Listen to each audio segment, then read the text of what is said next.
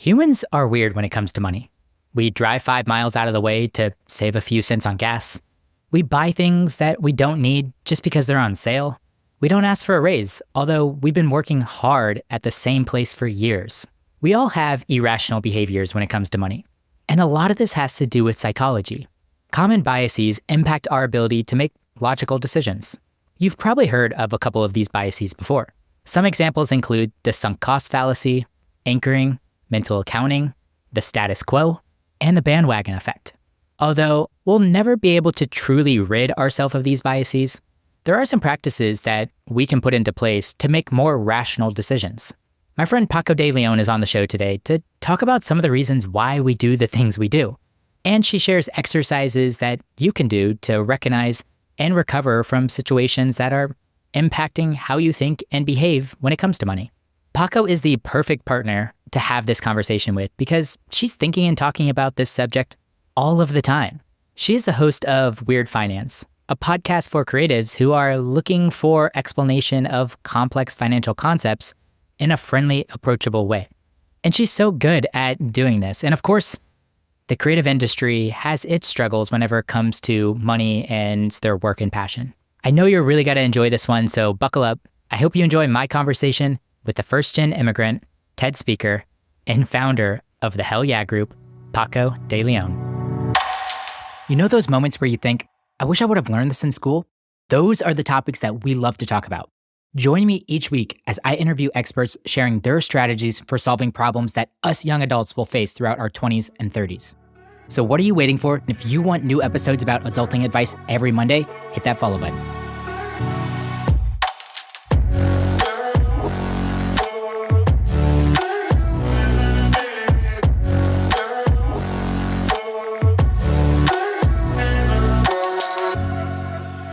Well, Paco, I'm stoked for this conversation today. I want to get a little weird and into the weeds today and talk about the reasons why we do the things that we do when it comes to money. And I feel like you're a perfect person to discuss this with, just with the clientele that you work with, your interest in psychology, and of course, like all the conversations that you have about money. So let's begin in a place that I found kind of interesting. Whenever I heard you talking about scarcity, this really rang true for me on like why humans are obsessed with money. So can you explain why we're biologically built to pay attention to scarcity and how that might impact our relationship with money? Yeah, absolutely. Our brains evolved to pay attention to scarcity. And that's what allowed us to survive through the millennia and to produce, reproduce. It's the ability to look at your water supply and when it's running low, understand that, okay, I need to go and figure out a new water supply. It's the ability to look at your food supply, and when food is running low, then you're scared and that kicks you into gear. And so you need to go hunt or find a new food supply. This has been ingrained, right? It's hardwired into what I call our mushy technology, which is the brain. And so you have that process that's there. It's undeniable. But we're just no longer living in these times. Like from a pure caloric perspective, I can go to the market down the street with, okay, a couple of bucks, but still I could get a tremendous amount of calories in something that's processed. Let's not talk about nutrients, but by the mere fact that that is available, like that even shows how humanity has solved for this issue of scarcity. You have this old processes running in your brain, and that just gets applied in ways that freak us out. So when it comes to money, we're constantly paying attention to what is scarce, right? And so one of the most common things that everybody is rightly upset about is the scarcity of housing from a rental and from a ownership perspective. Like our alarm bells are going off. We're constantly triggered. And I would say, what's the word I'm looking for? Not just triggered, but we're activated when it comes to looking at the housing supply. So that's just one scenario in the larger economic landscape where supply of something is dwindling, our underlying evolutionary biology is popping off, and it just puts us into a state of panic. Yeah, so just to make sure that I understand you correctly, we used to be obsessed with food and water and probably just like general shelter and things like that.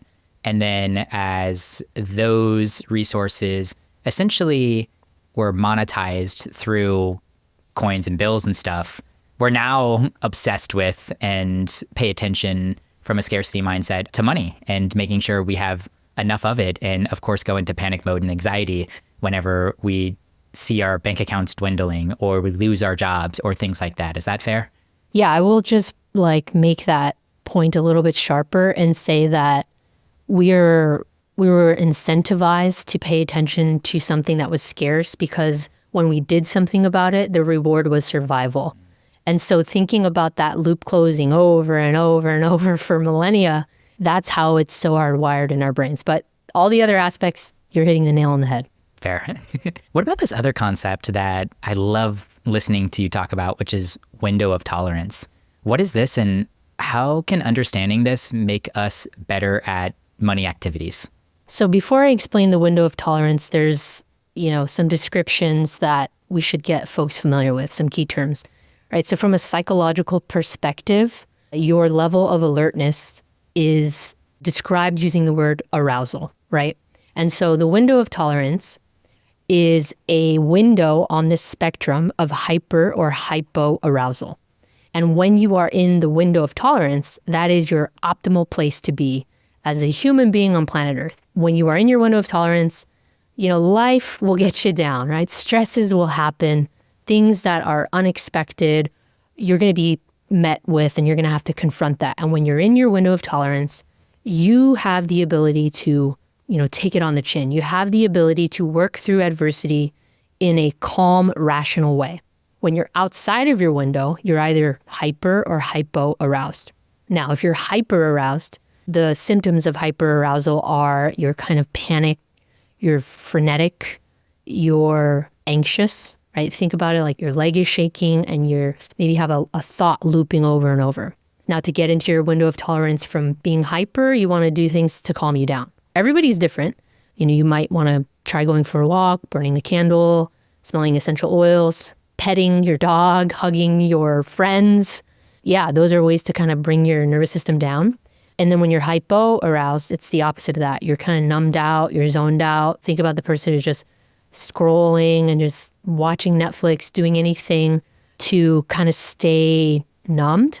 To get into your window of tolerance when you're hypo aroused, you have to hype yourself up. So finding a song that amps you up, or jumping up and down, or splashing cold water on your face, or exercising.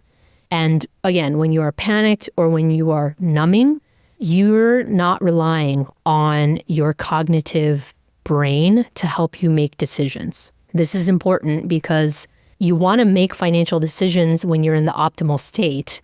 There's a lot of stuff outside of our control, Justin. You know this.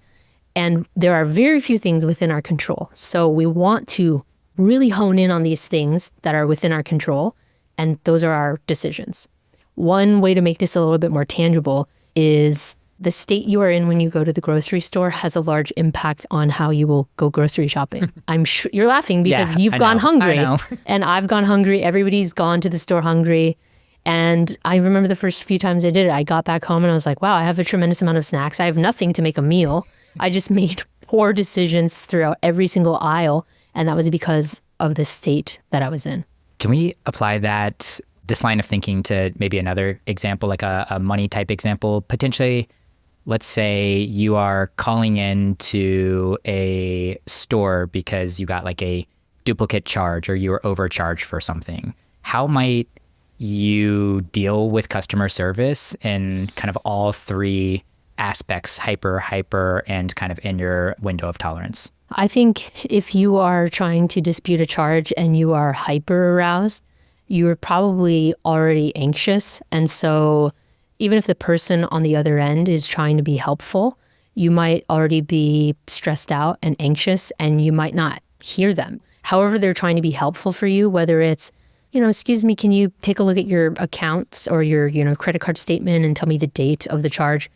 You might already be so stressed that you're giving them attitude, And from there, it's like you're impacting how they want to help you, whether or not they want to help you. You're making your problem their problem in a very personal way.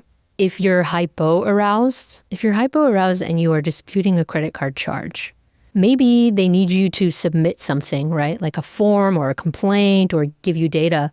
but you're so like numbed out and zoned out and you're not feeling like anything you do will have a difference, maybe you just let that ticket slide. You never complete that form and you never get your money back. And if you're in your window of tolerance, you understand that, whatever happened, whether it was a decision you made with wanting to return something, or there could have been a technological issue and you got charged twice, but you understand that things like this happen and life is sometimes inconvenient. Sometimes you have to do the bureaucratic thing and fill out forms. But you take a deep breath and you get it done and you move on with your life. Yeah, this is such a great practical exercise, I think, to think through and apply before big money situations might be happening. Like I'm imagining going into work and knowing that I want to ask for a raise that day. And I might pulse check myself, go to the bathroom and ask myself, where do I fall in tolerance right now? Am I feeling a little down? Maybe I need to throw on my pump up playlist for a minute and bring up the energy a little bit. Am I anxious or irritated around the situation? Well, maybe I need to calm myself down and really kind of get into this window of tolerance so that I know I can make the best decision and I'm coming across the way that I want to come across in these situations as well. Absolutely. And it plays a role in every aspect of your life. Like even thinking about like talking to your partner, maybe you've been with somebody for a long time and you want to come out about your credit card debt, or you want to talk about, joining your finances, opening up a shared savings account, or asking your parents, hey, what are your plans for the future? Any of those aspects where it's like, it's relational, but it's also money. It's super important to take a beat and make sure that, again, you're not bringing your own frazzled or freaked out or, degaff energy into a situation, and you're just bringing your best self into that conversation. Totally agree. Kind of changing gears a little bit, I really want to talk about simplicity. Like this really resonated with me whenever I was listening to you talk about like just how you enjoy doing some simple things, like going for a bike ride with a friend, or like looking at a beautiful flower, which actually I think that was like your wife that more so forced you to do that, but you like recognize that. And it seems like you've really come around to enjoying a lot of the simple things. And I do think there's some antidote in this conversation and can help with a lot of your anxiety around money or just like how you think about money. I really think this is like the lesson I'm supposed to be learning right now, because it's been coming up a lot in recent interviews for me. And maybe it's just because I'm taking notice of it. And I feel like I'm moving into this period of life where I've been grinding for so long, and slow and simple is just so appealing to me. I'm just curious if any of this resonates with you. You're a couple years older than I am, and I love kind of learning and listening to people that are just kind of one stage higher than me. And I don't know, I felt like I took away a lot from you just around this whole concept of simplicity. I can't really maybe pinpoint a moment where I became boring and it became cool, Justin, but I think I can kind of hobble together some insights that I think have shaped my perspective on simplicity. And for sure, one of the first pillars was travel, and it continues to be travel. Like especially, visiting just countries that have a different culture. And that can be Southeast Asia, where it's very simple there. Like life is simple. People have a few pairs of shoes and some flip-flops. And, they don't spend their day toiling the way a lot of us American workers toil. That's eye-opening. But the other side of that is going to a place like France or anywhere in Europe, really, where people's value interpersonally and on a society-wide level is not their work and the value that they create through work. That's not the number one thing for them, which is, again, for an American worker that spends a lot of time toiling, that's jarring to confront that, because then who are you, right? Who are you if without all the doing, as a lot of these meditation teachers ask. So I would say traveling you really put things into perspective. And traveling also makes me realize how consumerist American culture is. Everything that we do is oriented around being a consumer. And when you leave here, and if you can leave here often, I recommend it. It just allows you to see, like, we don't need to buy so many things. Like figuring out how to master a frittata is amazing. That's a wonderful use of time. Can you give me a definition on toiling?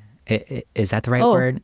Toiling is constantly checking your email. Toiling is what I do to myself when I have a to-do list sitting right next to me, and I can stretch it out throughout the whole week, but sometimes I'll sit here and I will pretend I'm working. And I don't know if you do this too. This is the one thing I'm starting to work on. I'll come to the office and I just won't be as focused, but I will feel as if I'm quote unquote like doing the right thing because I'm sitting here, and it's so stunning and jarring to me that I am self-employed, and those old habits of sitting in the chair equals I'm doing the thing, it's still in there. So I'm really trying to wash it out of the brain, but that's an old program. That one's really tough, and I fall into this habit on occasion too, or just like not putting the most important things first. Like, totally. I think you're allowed to, at some point in your day, it is what it is. Like, you won, you lost, it doesn't matter. Like, enjoy the rest of the afternoon or evening. But I have gotten into a bad habit of like stacking a lot of the easy things that feel like they are needle movers or just productive, like even like checking email and processing email versus like doing that one project that I know is coming up at a very quick deadline that would be very impactful for my clients. Instead, it's like, I'll go and do the email cleanup, and then I'll write my journal, and I'll do all these other things that should probably be secondary to that actual most important task. Well, if it makes you feel any better, I feel very opposite to that, where I'll wake up early in the morning, get the thing that I think is the most important thing done, which is writing, right? Clarifying my ideas and my thoughts, and like nebulously having a vision for the company. And then for the rest of the day, it's like, well, so then emails are super late because I've just put them off and now I'm not in the mood. So it's grass is always greener, That's fair. Would you say you're in one of the most busiest periods of your life, like as an author, a business owner, a podcaster? I have to imagine that your day is pretty filled. Is that fair to say? I think society wants me to be in a very busy time of my life. And I think all of the trappings of success and the things you're supposed to be doing can crowd out my life if I allow it, but I rage against it. And it's not easy, it's not easy to have white space on your calendar and to say no to things and to prioritize, physical movement and stillness. It's not easy. And I feel guilty. I don't just feel fine about saying no to things and the fact that I don't have a proposal for my next book. I don't feel great about that. But my life is right now, I have to live my life right now. Tomorrow is not promised. And to fill it up with work I feel like my work is important. I know that I'm changing lives. People will DM me and say, you're changing lives. You've changed my life with whatever it is, the book or the podcast, whatever. That's not all I want to be in this world. I want to be a good partner, and I want to be a good friend, and I want to be a pillar of my community. I want to be an artist, and I want to be connected to my creativity. And all of that means that my work cannot just always have me all the time. Mm-hmm. Yeah, I'm really kind of curious if you have any exercises or kind of your experience, because maybe you did fall into that trap, like, and you allowed society to kind of reinforce this busyness, and you felt like you were doing all of the right things by hyper-focusing on business and writing and all of that. Did you just take inventory on what's most important to you? You listed multiple things there in terms of being a good partner and creativity and all these other things. And routinely I hear people talk about health and hobbies and stuff like that.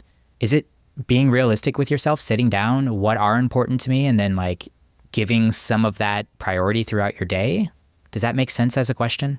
Yeah, no, that totally makes sense as a question. But I feel very lucky to have graduated during the Great Recession, because what I think it did for my generation, and I'm sure a lot of Gen Z can relate to this as well, because they're basically graduating, coming of age, becoming adults in a very uncertain economy, and it will only continue to be more uncertain. But for me, graduating to the Great Recession, it was like immediately having a midlife crisis right away, because the generation before us, they just like, whether or not they went to college, they would go and find a job. They could stay employed with that employer for their whole lives if they wanted to. They would get their Rolex after 40 years of service, and they would call it a day. And all along the way, they've checked those boxes. And since that wasn't available to me, or at least I thought, okay, I'm not going to walk in through the front door of, if success is a house, I'm not walking in through the front door. I'm, digging a tunnel, climbing in through the window, putting a ladder up against the wall. Like, it forced me to recognize that I can't put all my worth into my work, one. And Two, I guess what that allowed for me to do was it made me realize, well, what are you going to optimize for, dude? And so in the back of my mind, even though externally what you see is me building and me grinding and me producing and me outputting, in the back of my mind, it's all strategically done in a way that I'm creating like assets and intellectual property and a business, a real business, that can one day allow me to take my foot off the gas and focus on what really matters. So I think you have to come at it from a long game because it takes a long time to build something, to get that momentum going to where you don't have to work so hard on it. It starts to pay dividends and it starts to work for you. Yeah, and I think that's why I love the FIRE movement. I mean, it's got its pros and cons for sure. And we already know a lot of the pros and cons on some of this. And I'm not in big favor of delaying life for 10, 15, 20 years to work in this high-end job that you absolutely hate. But I like the concept of in FIRE with aggressively saving while you can and while it's not impacting you, because you're almost like building a little employee or a little business that will eventually give you your time freedom back. And I find that really appealing as somebody that is multifaceted in a lot of different things and not exactly sure what that is going to be in 10 or 15 years, but just making sure that I allow myself to be into a position that I can say yes to some serendipity or spontaneity. And it sucks, but like money is a factor in life, and to be able to pay for some things, like you can hate the game, but like you kind of have to play it because that's how it is. And just getting money, at least from a baseline, out of the way is both reassuring and like anxiety reducing for me. But at the same time, it's just like awesome to be able to be like, you know what, at 35, at 40, at 45, like maybe I could just say no to like anything that is kind of revenue generating yet doesn't bring me a whole lot of joy, and only kind of say yes to things that I want to do in that current moment.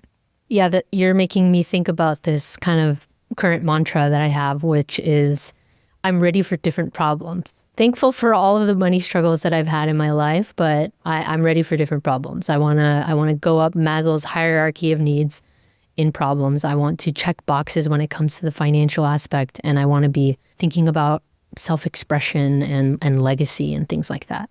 Yeah, well, we can cap this thread with a quote that has been sitting on my desk for a while that I read in your newsletter a couple of weeks ago. And I just felt like it summed up a lot of the conversation I was hoping we were going to have today, which is the world is split between those who don't know how to start making money and those that don't know when to stop. And like, I read that in your newsletter and it hit me hard. And I'm like, ooh, that was so good. I'm constantly, I straddle these two worlds, right? This creative world where you have these creative people and they have all these ideas, and then, I have to come along and be like, but from a business model perspective, does this work? Because if it doesn't, then fine, it's an art project, but don't try to make it fit into a marketplace if it's not supposed to fit into a marketplace, right? And then the other side of that is like, working with finance people coming from the world of finance, where I'll call my old mentor and I'll be like, hey, my number is, right? My FIRE number is 6 million. And he'll say something totally bonkers, like put a 0 behind it. And I'm like, balance, guys, balance. I hope to one day be okay with stopping on this whole path. I do think FIRE can be great, but you do have to know when to say that's enough. And I really do like this kind of new movement of people that are coming into the space and either doing slow FI or coast FI in whatever kind of capacity. And I think it's really refreshing. People are kind of building up that nest egg and then starting to enjoy the fruits of their labor, especially. I mean, I just turned 31 yesterday and I'm like, all right, Justin, like what does, you let 30 go by, and I did give some thought to this decade, but 31 hit me yesterday and I was like, what does this decade truly look like for me? Like, what do I want to prioritize in this decade? And I am feeling like I'm shifting away from money and starting to think through some of the things that you were listing out there as well. Well, happy belated. Thank you. Thank you. Let's shift gears again and just talk a little bit about how someone can get comfortable with money. This whole practice that you share around 10 minutes a day. I also heard you mention 10 minutes a week. Can you share this practice and how this might be a practical exercise for somebody that has been putting off getting comfortable with money? Yeah, it's really simple and really straightforward, but simple is not always easy. That is a trick. And I recommend people schedule weekly finance time. And weekly finance time is pretty much exactly what it sounds like. It is at least 10 minutes. I would say aim for 20 minutes a week where you sit down and you just start to care for and tend to and focus and look at your money. And I can't remember how I came across this, but I think it was because I was giving this same talk over and over, right? I was like touring the album. And one of the things I made people do is I made them like pull out their calendars on their phone or their physical calendars. And I made them find a time that worked for them, right? Because when you read about habits and you read about transformation, all this self-help stuff, it's like they give you all these hacks. You put on put your running shoes out. One of the other hacks is like make the time, right? You're not going to magically find the time. So first make the time and show up. And so if you're listening to this and you're curious and you're like, all right, I'm going to do this, but where do I start?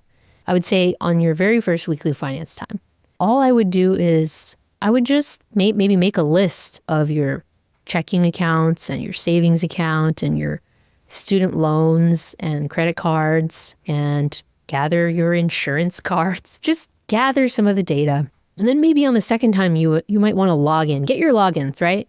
Because maybe you forgot them. Maybe you're going to have to reset all these passwords. And just getting logged in, that's a win in my book. And pro tip, use a password manager. Don't play around. I'm sick of people not using password managers, frankly. Just use a damn password manager. And, make it a hard password and save it into the password manager. Great. Now you check that box. And then the next time, third week, maybe you can log into, your main account and just lay your eyes on the transactions. Just lay them on there. And you don't even have to make a budget. I'm not even asking you to, we're in week 3. I'm not even asking you to make a budget. Just lay your eyes on the transactions and just notice, how are you feeling as you're looking through these transactions? Are you nervous? Where are you in your window of tolerance? Are you worried? Are you excited? Are you like, oh God, I don't want to do this, Just use that data and then, the next week, do it again and check in with how you're feeling. And eventually you're going to get tired of just scrolling your transactions and you might want to call in and we might notice your cell phone bill as they do, right, Justin, slowly creeps up over time. So maybe one week you're going to want to call your cell phone provider and say, come on, we have to go through this dance where I say I'm going to leave. You say you have a better deal, then you give me the better deal. You go through that whole rigmarole. But just spend a little bit of time each week and you don't have to move the earth. You just have to do a little bit each week. And what you're going to notice is it's like going to the gym, right? On the first day of the gym, you shouldn't go and do 50 burpees. You're going to hurt yourself and barf everywhere. On your first day at the gym, just get a little bit familiar, stretch, maybe walk on the treadmill. That's all I'm asking you folks to do. And what you will see is it's building the habit. That's what's important. And it's really getting used to whatever discomfort you have when it comes to your finances. Just getting into that space regularly allows you to show yourself that you can trust yourself, that you can do hard things, that it's not as bad as you think it is. It's so good. And like you said, so simple, but sometimes simple isn't always easy. But just 10 minutes a week, that's all it takes, right? It's all it takes. It's all it takes to get started. I want to punch you a couple of things that I really enjoyed. These might be tactics or thoughts that you had. The first one is this $100 buy list. What is it and how do you use it? Oh, yes, the buy list. So I feel a complicated relationship with social media because I'm a human being and it incentivizes bad behavior. And one thing that I noticed was I was buying things that were advertised to me and I didn't like feeling like this machine is making me spend money. And so I thought, how can I interrupt the compulsion, right? And so what I started to do was when I saw something that was advertised to me via social media or in an email list, right? It's not a need, but it's a nice to have. What I would do is I would take that thing and I would put it on a buy list. So a buy list for me it's like a little Notion spreadsheet and I make it look cute. And I have fun looking at what size of the sweatshirt am I going to buy and what color. And I'm effectively tricking my brain into shopping because what I'm doing is I am shopping, right? Part of the dopamine rush of shopping is the anticipation of buying something. It's going through all of the different sizes and holding it up. And all of that it's not just the swiping of the card. So I trick my mind into thinking we're shopping. So I'm getting that rush, I'm getting that hit. And then I put it on my list and then I have a rule. The rule is if it's, not necessary and it's, I would say $100, maybe even over $50 because of inflation these days. Like I'm much more conservative than I was a few years ago when I wrote that. Even if it's over $50, I would put it on the list. And then I would, the rule is you can only buy something if it's been on this list for at least 24 hours. I would even say maybe a week or maybe even a month. I don't know. It's up to you. But that allows you to, one, trick yourself into getting that dopamine rush in that moment. And then two, it puts like these guardrails on this technology or in just basically the world we're living in where you're just constantly being prompted to open up your wallet and buy some crap you really don't need at the end of the day. I have a very similar practice. It's just my Christmas list, essentially, because I was tired of always getting to Christmas time and people being like, hey, what can I get for you? And I had like no idea. And then I was just like, I don't know, like this is something that I like. But instead, I, throughout the year, been like adding things to this list. And at the end of every month, I allow myself, look at my budget, see, okay, where am I at? Did I make sure I pay myself first? Did all the bills get paid and whatnot? A little bit of money is left over. And I'm like, maybe I can pick one thing off the list. And it's funny, I cross off more things on that list, not because I go out and buy them at the end of the month, but because I get to the end of the month and I look at it and I'm like, I actually don't really want that much. It's so funny how that works out. Yeah, I feel the same way. There's pretty much 99% of the things on the list I never buy. It's everything that's wrapped up into the moment before you buy. I don't know if you feel this way, but a lot of it, I think, with a lot of us is, who will we be once we buy this? We're going to be a different person. We're going to be the kind of person who whatevers. Yep. And you're not. You're just the same person who has that thing now. Do you have any reverse rules where you do allow yourself to spend money? Maybe you don't have that as big of a problem, but I think in just a recent episode, I'm blanking on who I chatted with, but we had like a $20 list where like anything under $20 that fit into these categories, like gift for friends or a date night or something that would bring us joy, we just like automatically allow ourselves to purchase. Do you have any kind of reverse rules like that? I would say books for sure is the number one thing.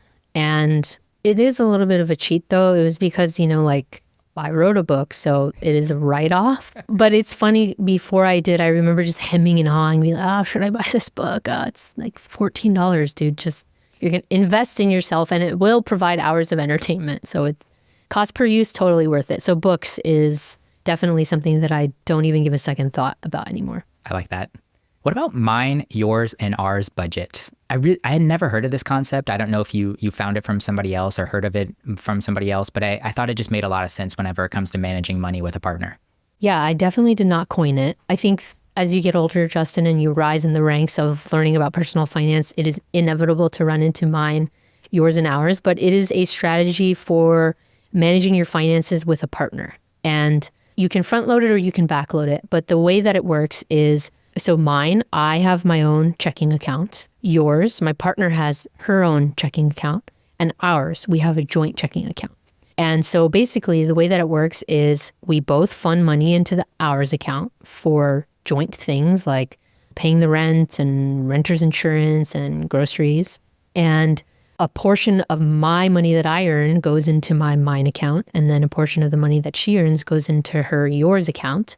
And it's effectively an allowance. I know we're not going to like that word. I don't like that word, but that's effectively what it is. And why I think this is such an important way of managing your finances with your partner is because you don't have to have, and I'm going to use bad words for emphasis, you don't have to have a goddamn conversation about everything.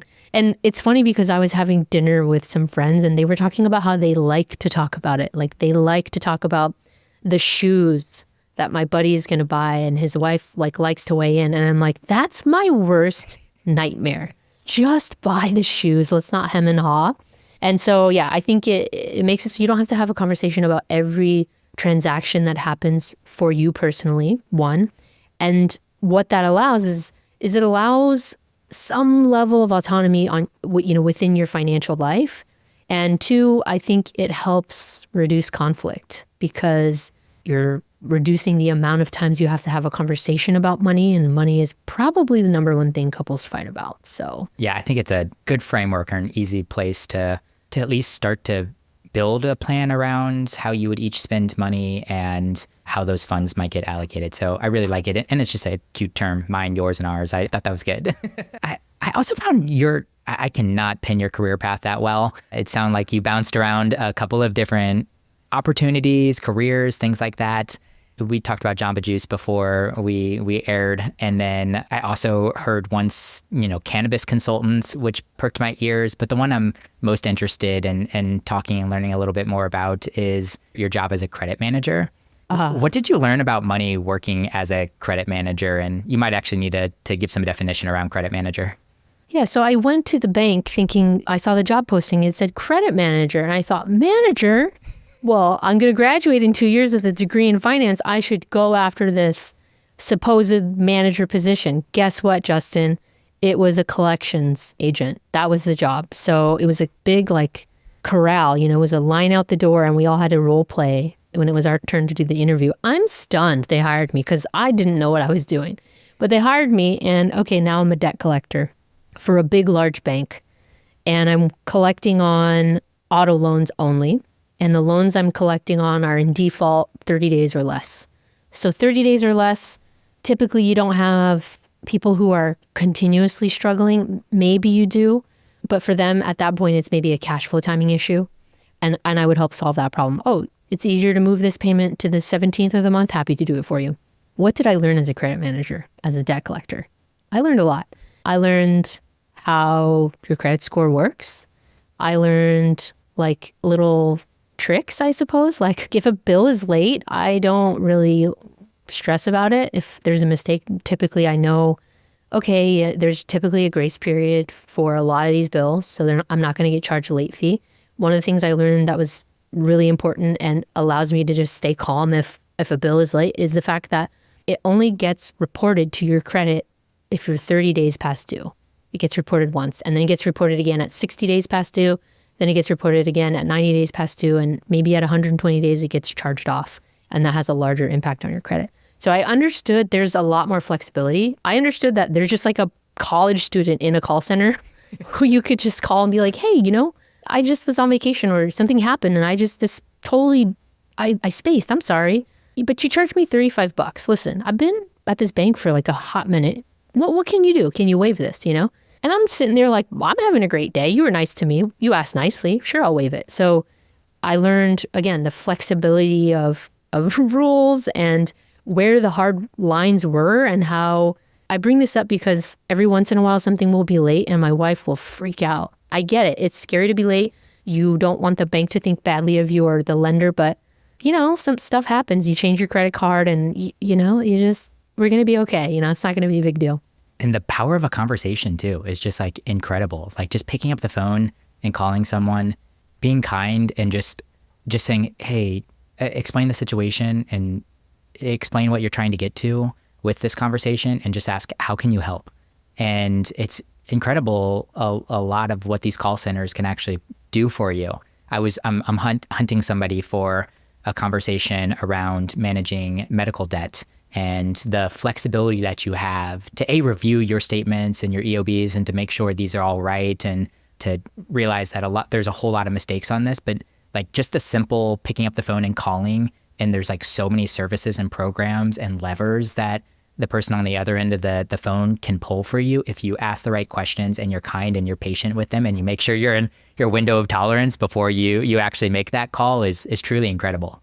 Yeah, I mean, that's the other thing I learned was after you work for the bank, sitting in a call center 4 hours a day, 5 days a week, 2 years in a row, asking strangers for money that they don't even owe you, they owe to the bank, you could really talk to anyone about anything, and especially in the world of money. So that was the other thing. And the third thing I learned, which was really shocking because I'm a 20-year-old kid when I first start, I learned, whoa, there's so many people that just don't know how this world works. I'm a 20-year-old kid.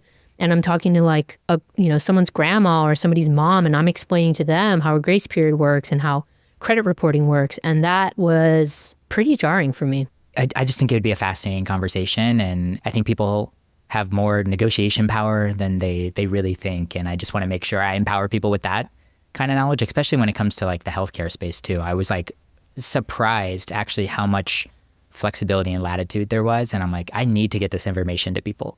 So So Yeah. I'm looking right now. Paco, as we round out this conversation, this was really fun. We kind of bounced all over the place, so I appreciate you staying with me and making this a fluid conversation. But you feel like, is there anything that you feel that I left out of the conversation or that you still want to chat about as we kind of come to conclusion here? I feel as if I left it all on the dance floor with you.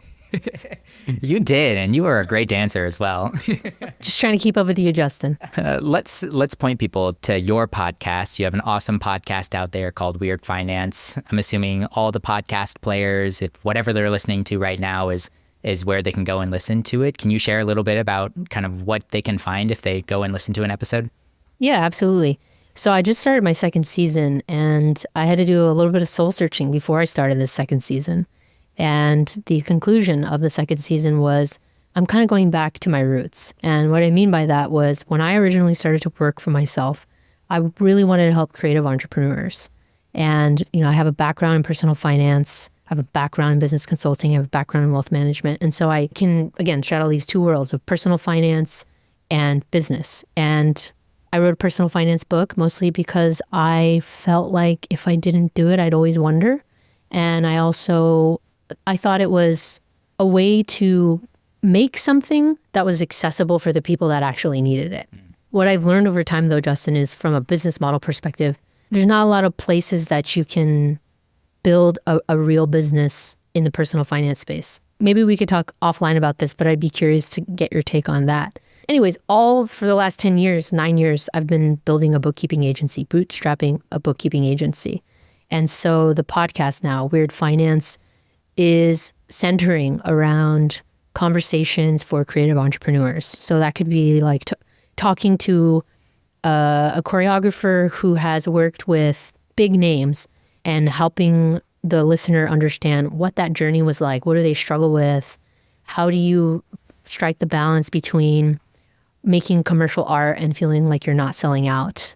To talking to accountants and financial planners and people within the industry, lawyers for creative businesses, to help us understand what is it, where are our blind spots, what is it that we don't know, and to hopefully have, compassionate, empathetic conversations to take the worry out of these topics so that we can just focus on our craft and we can focus on, making sure that we are putting into the world what we want to put into the world despite the financial constraints. Well, I'm stoked for season 2. And that's out now. You put a couple episodes out on season 2, I saw. Is that right?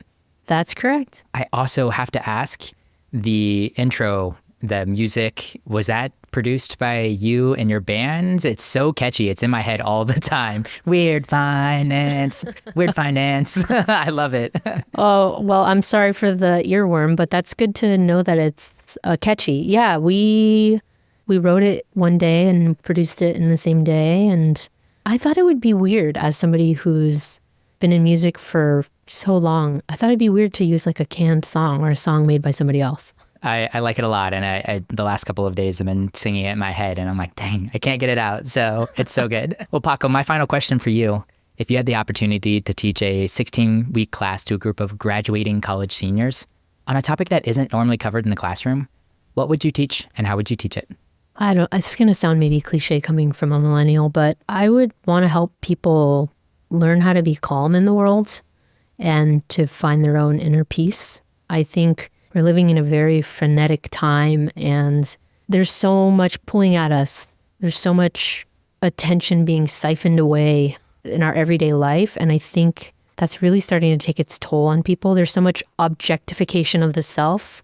Even this is an objectification of the self because we have the camera on, right? And never in a time in history would I be doing an interview like this and be able to see my own face. I think helping people understand all the ways that new technologies are exploitative and make you feel unsettled and make you behave in a way that you wouldn't naturally behave, whether that's getting you to compulsively spend or now compulsively place bets somewhere.